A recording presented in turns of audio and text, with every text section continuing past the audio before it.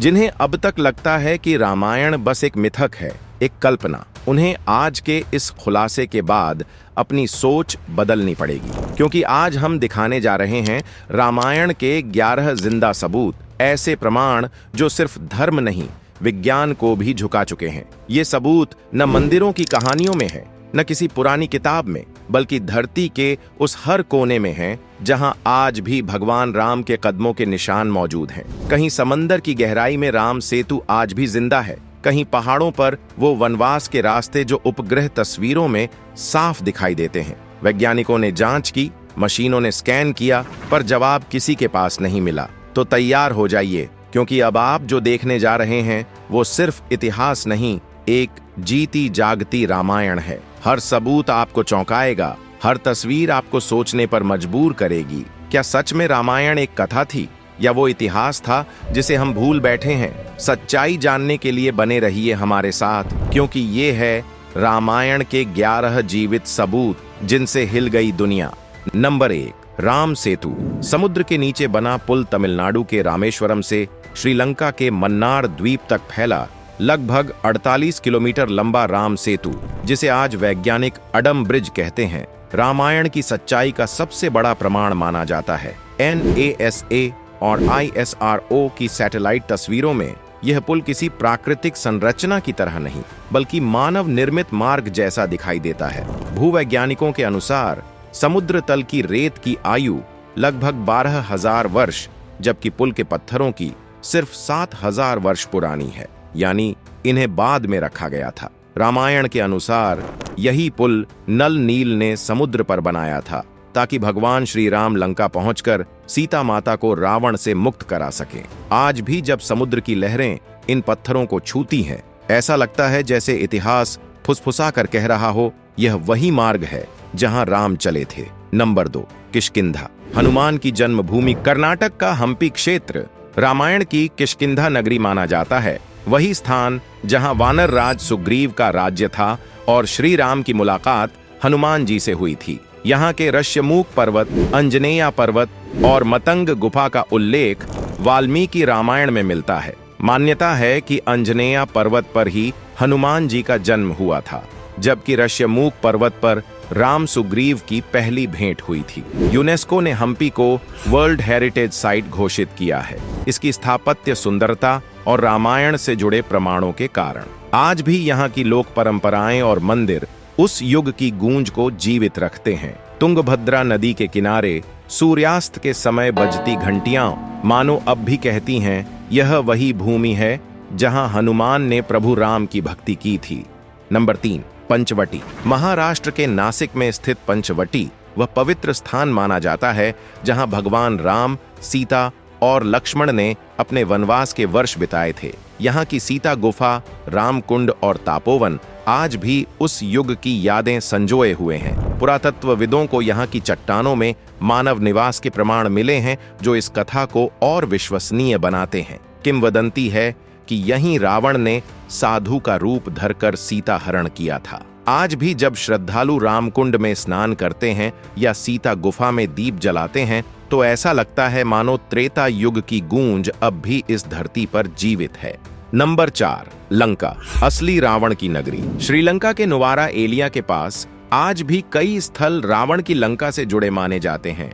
इनमें प्रमुख हैं रावण गुफा और सीता अम्मन मंदिर, जहां माना जाता है कि माता सीता को बंदी बनाकर रखा गया था और यहीं हनुमान जी उनसे पहली बार मिले थे। मंदिर के पास एक विशाल पत्थर का पदचिह्न है, जिसे लोग हनुमान कहते हैं, फुटप्रिंट कहते हैं। आकार इतना बड़ा कि वैज्ञानिक भी चकित रह गए। कई जांचों के बावजूद इसका प्राकृतिक कारण आज तक नहीं मिल सका। भले ही विज्ञान चुप हो, पर स्थानीय लोग अब भी मानते हैं यही वह भूमि है जहां हनुमान जी के पग पड़े थे और रावण की लंका खड़ी थी। नंबर 5, धनुषकोटी। तमिलनाडु के दक्षिणी छोर पर स्थित धनुषकोटी वही स्थान माना जाता है जहां भगवान राम ने अपने धनुष के सिरे से समुद्र को विभाजित किया ताकि लंका तक पहुंचने का मार्ग बनाया जा सके। यहीं से राम सेतु की शुरुआत होती है। 1964 के चक्रवात में यह नगर नष्ट हो गया, लेकिन आज भी समुद्र के भीतर मंदिरों और घरों के अवशेष दिखाई देते हैं।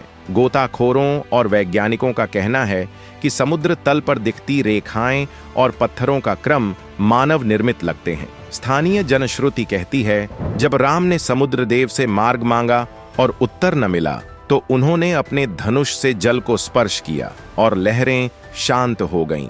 आज भी धनुष कोटि का नीला समुद्र उस दिव्य क्षण की गवाही देता प्रतीत होता है। नंबर 6, अशोक वाटिका, सीता का बगीचा। श्रीलंका के नुआरा एलिया में स्थित अशोक वाटिका वह पवित्र स्थान माना जाता है जहां रावण ने सीता माता को बंदी बनाकर रखा था। आज भी हक्गला बोटैनिकल गार्डन के भीतर वह जगह सीता अम्मा गार्डन के नाम से जानी जाती है। कहा जाता है कि यहीं हनुमान जी पहली बार माता सीता से मिले और भगवान राम की अंगूठी उन्हें दी थी। पास की चट्टानों पर जले हुए पैरों के निशान और उखड़े वृक्षों के अवशेष आज भी दिखाई देते हैं, जिन्हें लोग हनुमान जी की शक्ति का प्रतीक मानते हैं। वैज्ञानिक भी मानते हैं कि इस क्षेत्र की वनस्पतियां असामान्य और अनोखी हैं। अशोक वाटिका केवल एक धार्मिक स्थल नहीं, बल्कि प्यार, धैर्य और सत्य की परीक्षा का साक्षी है।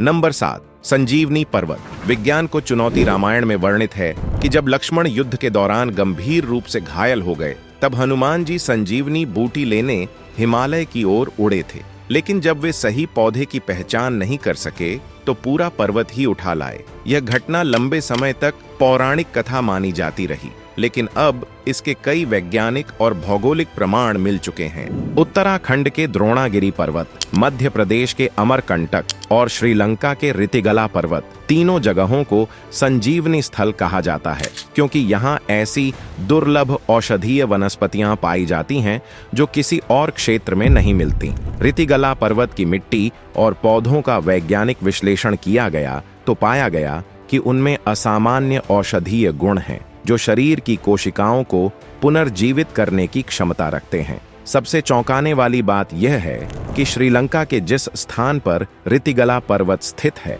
वहां के पत्थरों की भूगर्भीय संरचना हिमालय से मेल खाती है, जबकि दोनों स्थानों के बीच हजारों किलोमीटर का अंतर है। क्या यह वही पर्वत है जिसे हनुमान जी ने उठाकर लाया था? विज्ञान अभी तक इसका उत्तर नहीं दे सका है, और यही इसे रामायण का सबसे रहस्यमय प्रमाण बनाता है।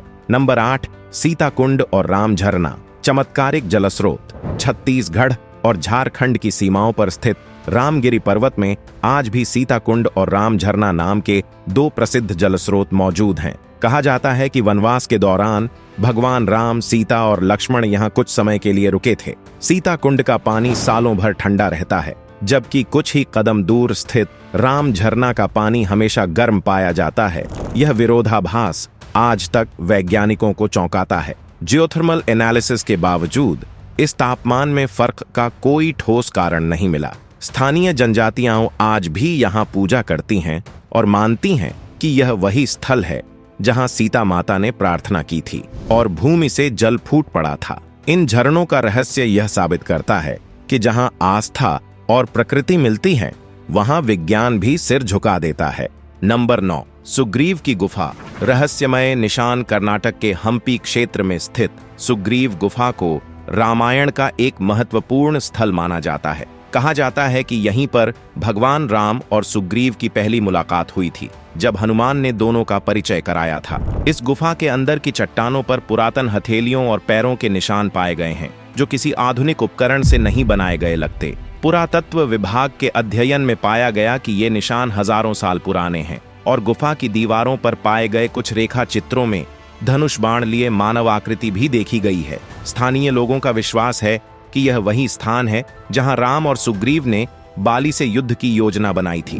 गुफा के बाहर एक विशाल पत्थर है जिसे लोग राम का आसन कहते हैं, जिसे आज भी श्रद्धा से पूजा जाता है। नंबर 10, जनकपुर। सीता का मायका। नेपाल में स्थित जनकपुर को माता सीता का जन्म स्थान और मिथिला नगरी का केंद्र माना जाता है। यहाँ स्थित जनक मंदिर भारतीय और नेपाली स्थापत्य कला का संगम है और इसे राम सीता विवाह स्थल के रूप में पूजा जाता है। पुरातत्वविदों ने जनकपुर क्षेत्र में खुदाई के दौरान प्राचीन ईंटों और मिट्टी के बर्तनों के अवशेष खोजे जो लगभग 7000 साल पुराने बताए गए हैं। स्थानीय परंपराओं और वैदिक ग्रंथों में वर्णन है कि यहीं राजा जनक ने शिव धनुष को रखवाया था, जिसे भगवान राम ने तोड़कर सीता से विवाह किया था। हर वर्ष यहाँ विवाह पंचमी उत्सव मनाया जाता है, जहाँ हजारों श्रद्धालु भारत और नेपाल से आते हैं। इतिहासकारों के अनुसार इतने वर्षों बाद भी इस क्षेत्र की संस्कृति और भाषा में मिथिला सभ्यता की झलक साफ देखी जा सकती है। नंबर 11, कोदंड राम मंदिर। राम का निशान।